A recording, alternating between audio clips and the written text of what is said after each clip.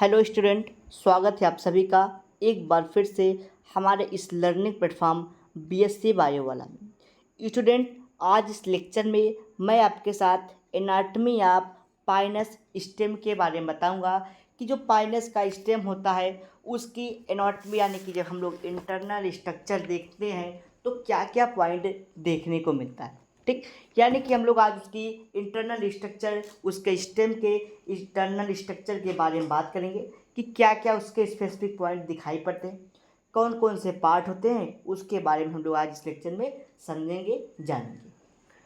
तो आइए स्टार्ट करते हैं वीडियो को। स्टूडेंट, उसके पहले आपको बता दें कि जो हमारी प्रीवियस क्लासेस चली थी उस पर मैंने आपको पाइनस के निडिल के बारे में बताया था। ठीक, यानी कि पाइनस का निडिल यानी कि उसके लीफ के बारे में, जो मोस्ट इम्पॉर्टेंट क्वेश्चन था आपके पॉइंट ऑफ व्यू से, एग्जाम के पॉइंट ऑफ व्यू से। तो आप उस वीडियो को एक बार अवश्य देख लीजिएगा। आइए टॉपिक पे चलते हैं, secondary growth in Pinus stem. यानी कि जो पाइनस का स्टेम होता है, आप उसकी एनाटॉमी जब देखेंगे तो उसमें सेकेंडरी ग्रोथ हुआ होता है, यानी कि उसके स्टेम में सेकेंडरी ग्रोथ होता है। इस कारण उसकी एनाटॉमी मोस्ट इम्पॉर्टेंट हो जाती है देखने की। ठीक, यानी कि एग्जाम के पॉइंट ऑफ व्यू से एनाटॉमी यानी कि उसके इंटरनल स्ट्रक्चर के बारे में हम लोग देखेंगे। जो पाइनस का मेच्योर पाइनस का जो स्टेम होता है उसमें सेकेंडरी ग्रोथ देखने को मिलता है। सेकेंडरी ग्रोथ कहाँ देखने को मिलता है? पाइनस के स्टेम में। ये एकदम जैसे डाइकॉट प्लांट में होते हैं, ठीक उसी प्रकार से दिखाई पड़ते हैं। यानी कि जब सेकेंडरी ग्रोथ होगा तो जो फैसिकुलर और इंटरफैसिकुलर कैम्बियम होंगे वो आपस में फ्यूज करके एक एनुअल रिंग का फॉर्मेशन कर लेंगे अपने स्टेम में। यानी कि जो उसकी बाहर की जो स्ट्रक्चर्स होंगी, जाइलम फ्लोएम्स होंगे, वो आपस में जुड़ जाएंगी, जुड़ के कैम्बियम रिंग का फॉर्मेशन कर देंगी, जो पूरे वर्ष यानी कि वो क्या होते हैं, एक्टिव होते रहते हैं। जो कैम्बियम रिंग बना उसको हम लोग मोनोजाइलिक कैम्बियम कहते हैं, और जो उससे वुड बनते हैं उसको हम लोग मोनोजाइलिक या फिर पिक्नोजाइलिक वुड बोला जाता है। ठीक, यानी कि would form by activity of cambium, यानी कि कैम्बियम के एक्टिविटी से, जो मोनोजाइलिक कैम्बियम के एक्टिविटी से जो वुड का फॉर्मेशन होता है उससे हम लोग पिक्नोजाइलिक कहते हैं। यानी कि कहने का मतलब ये मेरा था कि जब कैम्बियम फैसिकुलर कैम्बियम आपस में जुड़ते हैं तो कैम्बियम रिंग बनता है। जो कैम्बियम रिंग होते हैं वो एक्टिव होते हैं, और जो कैम्बियम होते हैं उसको मोनोजाइलिक कैम्बियम कहते हैं। ठीक, और ये जो मोनोजाइलिक कैम्बियम होते हैं इनकी एक्टिविटी को, इनकी जो एक्टिविटी होती है वुड बनाने की, वुड फॉर्मेशन करने की, उसको हम लोग पिक्नोजाइलिक वुड कहते हैं। तो इतनी सारी बातें हमारी समझ में आई होगी आपकी, जो मैंने बताने का प्रयास किया। उसके बाद समझते हैं कुछ पॉइंट के बारे में हम लोग, यानी कि अब हम लोग थोड़े से फिगर की तरफ बढ़ते हैं कि फिगर हमारा क्या कहता है। यानी कि जो इसकी एनाटॉमी है उसमें कैम्बियम रिंग देखने को मिलता है। जो कैम्बियम रिंग होती हैं वो एक्टिव हो जाते हैं और सेकेंडरी जाइलम का फॉर्मेशन करते हैं इन मच अमाउंट में, यानी कि ऊपर की तरफ। और क्या करते हैं, मेरे कहने का मतलब ये है कि जब कैम्बियम एक्टिव होते हैं, ये वाला पार्ट, कैम्बियम जब एक्टिव होते हैं तब सेकेंडरी जाइलम का निर्माण होता है लार्ज अमाउंट में, मच अमाउंट में। कहाँ होता है? अंदर की तरफ होता है। ठीक, और साथ ही साथ सेकेंडरी फ्लोएम का भी निर्माण होता है। ठीक, अंदर की तरफ जाइलम का निर्माण होगा, बाहर की तरफ फ्लोएम का निर्माण होगा। ठीक, जो सेकेंडरी जाइलम होगा वो क्या करेगा, वो आपका आटम वुड और स्प्रिंग वुड का फॉर्मेशन करेगा। यानी कि आटम वुड और स्प्रिंग वुड का फॉर्मेशन आपका फ्लोएम करेगा, सेकेंडरी जाइलम करेगा। ठीक, कहने का मतलब जो बाहर की तरफ सेकेंडरी जाइलम था, इस साइड जो जाइलम होगा और ऊपर क्या होंगे, फ्लोएम होंगे। तो जो जाइलम होगा वो आटम वुड और स्प्रिंग वुड का फॉर्मेशन करेंगे। ठीक, मेरे कहने का मतलब जो कैम्बियम रिंग था वो एक्टिव होगा। बाहर की तरफ, ठीक, सॉरी, अंदर की तरफ क्या होगा, सेकेंडरी फ्लोएम बनेगा। ठीक, बाहर की तरफ इनर साइड में, अंदर की तरफ सेकेंडरी फ्लोएम बनेगा लेस अमाउंट में, और बाहर की तरफ सेकेंडरी जाइलम का निर्माण होगा। जो सेकेंडरी जाइलम होगा यानी कि बाहर वाला पार्ट सेकेंडरी जाइलम, ये क्या करेंगे, स्प्रिंग वुड और आटम वुड का निर्माण करेंगे। और जो इनर साइड में सेकेंडरी फ्लोएम बना है, ठीक, जो सेकेंडरी फ्लोएम होते हैं, ठीक, वो क्या करते हैं, वो फ्लोएम जो होते हैं वो सेकेंडरी फ्लोएम का निर्माण करते रहेंगे। देन उसके बाद क्या होगा, आगे की बात समझते हैं हम लोग। जो सेकेंडरी जाइलम में, ठीक, आटम वुड और स्प्रिंग वुड का फॉर्मेशन होता है। ठीक, उसमें जो आटम वुड होता है, आटम वुड के ट्रैकीड में, यानी कि आटम वुड में ट्रैकीड पाए जाते हैं। वो ट्रैकीड कैसे होते हैं, स्मॉल और नैरो होते हैं, यानी कि छोटे और पतले होते हैं। और ट्रैकीड से स्प्रिंग वुड क्या होते हैं, लार्ज होते हैं, और यहीं से ग्रोथ होता है। ठीक, यानी कि स्प्रिंग वुड से ही जो सेकेंडरी रिंग बनती है, सेकेंडरी ग्रोथ होता है, वो यहीं से होता है।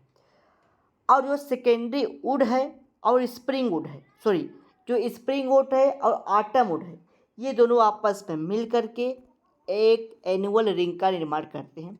यानी कि ये दोनों मिलकर एनुअल रिंग का निर्माण करेंगे। जो आटम वुड होता है इसमें ट्रैकीड पाए जाते हैं। ठीक, जो ट्रैकीड होता है वो कैसा होता है, नैरो और स्मॉल होता है। आगे समझते हैं हम लोग, आगे की तरफ। जनरली मतलब एक वर्ष में एक कैम्बियम रिंग का निर्माण होता है, यानी कि एनुअल रिंग का निर्माण होता है। ठीक, यानी कि एक वर्ष में एक रिंग का निर्माण होता है, जिससे हम इस प्लांट की एज को कैलकुलेट कर सकते हैं। यानी कि अगर हम एनुअल रिंग को काउंट कर लें तो ये पता चल जाएगा कि हमारा प्लांट कितने वर्ष का है। ठीक, यानी कि प्रत्येक वर्ष एक नए एनुअल रिंग का निर्माण होता है, जिससे ये पता चल जाता है कि भाई इतने वर्ष का हमारा प्लांट हो गया है। तो ये जो हमारा प्लांट होता है, ये बीच की पार्ट हमने स्टार्ट की थी। साइड की बात करते हैं तो इसमें सबसे बाहर कार्क होता है, जिसको हम लोग फेलोप कहते हैं। उसके बाहर लेंटिसेल्स होते हैं। जो फेलोजन होते हैं उसके जस्ट बिलो, यानी कि उसमें कार्क कैम्बियम होता है, और कार्क कैम्बियम के नीचे कॉर्टेक्स होते हैं, जिसको हम लोग फेलोडर्म कहते हैं। यानी कि ये सब पेरिडर्म के स्ट्रक्चर है। ठीक, यानी इसमें पेरिडर्म पाया जाता है इसके जो है कि स्टेम में। तो स्टेम में जो पेरिडर्म होता है, पेरिडर्म यानी कि उसके छाल में, छाल के अंदर क्या क्या चीज़ें होती है, कार्क कैम्बियम होता है, कैम्बियम होते हैं। ठीक, यानी कार्क होते हैं जिसको फेलोम कहते हैं, और कार्क कॉर्टेक्स होता है, कार्क कैम्बियम होते हैं, और उसके जस्ट नीचे क्रूस्ड प्राइमरी फ्लोएम पाए जाते हैं। ठीक, आगे हम लोग समझते हैं। आगे एक पॉइंट आता है आपका डेंड्रोक्रोनोलॉजी, यानी कि जिसमें प्लांट के एज का पता लगाया जा सके, उसको हम लोग क्या कहते हैं, क्रोनोडेंड्रोलॉजी, यानी कि डेंड्रोक्रोनोलॉजी कहा जाता है। ठीक, तो ये बात रही आपके पूरे स्टेम के बारे में। तो एक बार आइए हम लोग स्टेम के माध्यम यानी कि इसके कुछ लैंग्वेज के माध्यम समझ लेते हैं। फिर से हम लोग बेसिक चीज़ें फिर आपको जो कवर करा दें, फिर से एक बार आपको हम इसको रिपीट करते हैं कि क्या क्या चीज़ें इसमें समझनी है आपको। तो एक जब आप इसकी एनाटॉमी काटेंगे तो इसमें सेकेंडरी ग्रोथ देखने को मिलता है। तो सेकेंडरी ग्रोथ होता है वो कहाँ पर होता है, स्टेम में होता है, जैसे डाइकाट प्लांट में होते हैं, ठीक उसी प्रकार के देखने को मिलते हैं। During secondary growth fascicular cambium and fast fascicular cambium fuse together और फॉर्म एनुअली, यानी कि यहाँ पे कुछ क्या होते हैं, इंटर और कैम्बियम कार कैम्बियम होते हैं, इंटरफेसिकुलर फेसिकुलर रिंग्स होती हैं, जो आपस में जुड़ करके एक एनुअल रिंग यानी कि आप कह सकते हैं कि कैम्बियम रिंग का निर्माण करती हैं। जब कैम्बियम एक्टिव होते हैं तो उसके आउटसाइड में, उसके लाइफ में जो कैम्बियम होता है उस पर मोनोजाइलिक का निर्माण होता है। मोनोजाइलिक जो होते हैं वो क्या बनाते हैं, मोनोजाइलिक वुड बनाते हैं, जो जिसको हम लोग पिक्नोजाइलिक वुड का नाम देते हैं, यानी कि मोनोजाइलिक वुड को पिक्नोजाइलिक वुड कहा जाता है। और मैंने इस ग्राफ के बारे में, मैंने इसके फिगर के बारे में बताया कि मैंने बताया कि सबसे बाहर बाहर क्या होता है, पेरिडर्म होते हैं जिसमें 4 स्ट्रक्चर होते हैं। क्या क्या होते हैं, सॉरी 3 स्ट्रक्चर देखने को मिलता है। सबसे बाहर की तरफ कॉर्क, बीच में फेलोजन, फिर सबसे नीचे सेकेंडरी कॉर्टेक्स यानी कि कॉर्क, उसके बाद कार्कैम्बियम, फिर फेलोडर्म। सबसे बाहर लेंटी सेल्स होते हैं जो उसको प्रोटेक्ट करते हैं।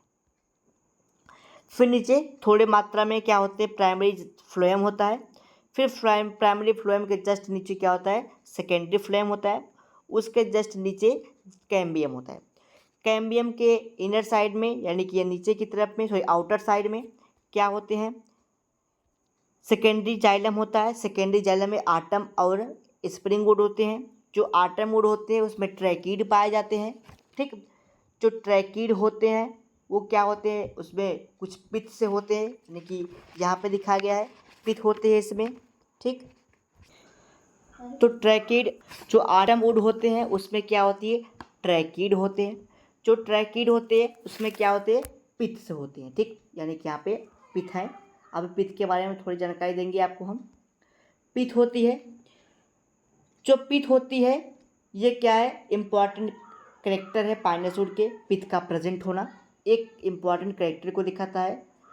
और इसमें क्या होते हैं, पार्ट्स ऑफ सैनियो होते हैं, जो भी अब हमको फिगर के माध्यम से दिखाएंगे। और इसमें पार्ट्स ऑफ जो पैनियो होता है वो सेमी सर्कुलर होते हैं, हेयर लाइक स्ट्रक्चर होते हैं, जो बॉर्डर्ड पित्त में प्रेजेंट होता है, जो सेलुलोज का और पैक्टिन का डिपोजिशन करके ट्रैकीड वाल को देता है, जिससे प्लांट की ग्रोथ होती है। ठीक, तो यहाँ पे है बॉर्डर्ड पित्त ऑफ टोरस, यानी कि इसमें एक स्वेलन स्ट्रक्चर पाया जाता है जिसको हम लोग टोरस कहते हैं। जो टोरस होता है यानी कि सोलन स्ट्रक्चर है, बॉर्डर स्ट्रक्चर है पित्त का, जो ट्रैकीड के वुड में पाया जाता है। इसका कम फंक्शन है कि भाई जो भी लिक्विड्स हैं उसको डिफ्यूज करके प्लांट को देना। ठीक, यानी कि ये ट्रैकीड, ये सब चीज़ें आटम वुड में पाई जाती हैं। उसके बाहर कौन सा, स्प्रिंग वुड होता है जो एनुअल रिंग का फॉर्मेशन करता है। तो आटम वुड में क्या होता है, ट्रैकीड होती है। ट्रैकीड में क्या होते हैं, टोरस होते हैं, जो सोलन स्ट्रक्चर है वो डिफ्यूज करती हैं सेल्स को, सॉरी वो क्या करती हैं, लिक्विड को, लिक्विड फॉर्म में सेलुलोज को, पैक्टिन को ट्रैकीड को देती है डिपोजिशन करके, जो डिपोजिशन करके देती है जिससे प्लांट का ग्रोथ होता है। ठीक, इन सभी के बीच में क्या होते हैं, पेयर्स ऑफ सैनियो होते हैं और बॉर्डर्ड पित्त होता है, यानी कि जो इसमें गड्ढे होते हैं। ठीक, गड्ढे जो दिखाई पड़ते हैं उसको क्या बोलते हैं, बॉर्डर्ड पित्त बोलते हैं। तो ये रहा बॉर्डर्ड पित्त और ये सारे स्ट्रक्चर के बारे में। तो वही बातें यहाँ पे लिखी गई है। The cambium ring becomes active for secondary xylem, secondary xylem के निर्माण करती है in much amount, inner side यानी कि अंदर की तरफ, सेकेंडरी फ्लोएम जो लेस अमाउंट में होता है, टूवर्ड्स आउटसाइड जो बाहर की तरफ होते हैं उसमें क्या होता है, द सेकेंडरी जाइलम। ठीक, जो बाहर की तरफ होता है आप कह सकते हैं कि the secondary xylem form in annual season, autumn season and spring season, यानी कि इसमें ऑटम सीजन में और स्प्रिंग सीजन में जो है कि ऑटम वुड और स्प्रिंग वुड का निर्माण होता है। ठीक, बसंत के मौसम में और ग्रीष्म ऋतु के मौसम में ऑटम वुड और स्प्रिंग वुड का निर्माण होता है, जिसमें ट्रैकीड पाए जाते हैं। जो ट्रैकीड वाल होती है वो नैरो होती है और कैसे होते हैं, स्मॉल होते हैं। इसमें बॉर्डर्ड पित्त पाए जाते हैं, पोत पित्त पाए जाते हैं जो मैंने आपको दिखाया, जो आपस में फ्यूज करके एनुअल रिंग का फॉर्मेशन करते हैं। और वो ऑटम वुड और स्प्रिंग वुड एक एनुअल रिंग का फॉर्मेशन करती है, जिससे हम लोग प्लांट के एज को कैलकुलेट कर सकते हैं। प्लांट के एज को कैलकुलेट करने की प्रोसेस को हम लोग कहते हैं डेंड्रोक्रोनोलॉजी। इसमें क्या होता है, प्लांट के एज का काउंटिंग किया जाता है एनुअल रिंग से। तो वही बात यहाँ पर लिखी गई है, the branch of botany which deals with study of age of plant by counting the number of annual ring in woody stem. ठीक, ओडी स्टेम का जो कि एनुअल रिंग को काउंट करके हम लोग बता सकते हैं कि प्लांट कितने वर्ष का है। The tracheid consist of bordered pith. जो ट्रैकिड होते हैं जो कहाँ पाए जाते हैं, एनुअल रिंग में। ठीक, consist of bordered pith in their wall, उसके वाल में बॉर्डेड पिथ पाया जाता है। The important character of Pinus wood, जो एक इम्पॉर्टेंट करेक्टर शो करता है पाइनस में। Presence of Sanio pair bars of Sanio, the bars of Sanio semi server hair like structure, जो एक हेयर लाइक स्ट्रक्चर यानी कि सेमी सेलुलर सेल के आधे सेल की स्ट्रक्चर की तरह दिखाई पड़ती, हेयर लाइक होती है, जो बॉर्डर्ड पिथ के बीच में पाई जाती है। और जो डिपोजिशन होके यानी कि घुल करके सेलुलोज और पेक्टिन का फॉर्मेशन करती है और ट्रैकिड वाल का निर्माण करती है। फिर आता है torus. It is swollen structure and present in the border pit. यह एक फूला हुआ स्ट्रक्चर है जो बॉर्डर पिट में पाया जाता है और ये डिफ्यूज करके लिक्विड फॉर्म में होते हैं जो ग्रोथ के लिए काफ़ी हेल्पफुल होते हैं। फिर मैंने बताया था कि वो उसके बाहर क्या होते हैं, पेरिडर्म होते हैं। जो पेरिडर्म होते हैं वो सेकेंडरी यानी कि ग्रोथ के बाद दिखाई पड़ते हैं, स्टीलर सिस्टम में दिखाई पड़ते हैं, स्टीलर रीजन में, जिसमें कार्पेपियम फोलिजन होते हैं, जिसमें एक्स्ट्रा रीजन पाया जाता है, जिसमें कार्टेक्स। और जो फेलोजन होते हैं वो एक्टिव हो जाते हैं, फेलोजन का निर्माण करते हैं। जो सारी चीज़ें मैंने आपको यहाँ पे दिखाई थी, ये वाला पार्ट। ठीक, यानी कि जो पेरिडर्म होता है उसके बाद यानी कि सेकेंडरी ग्रोथ के बाद ये सारी चीज़ें देखने को मिलती है। यानी को फेलोजन होता है, फेलोकार्पेन होता है, इन सब का फॉर्मेशन बारी बारी से हो जाता है।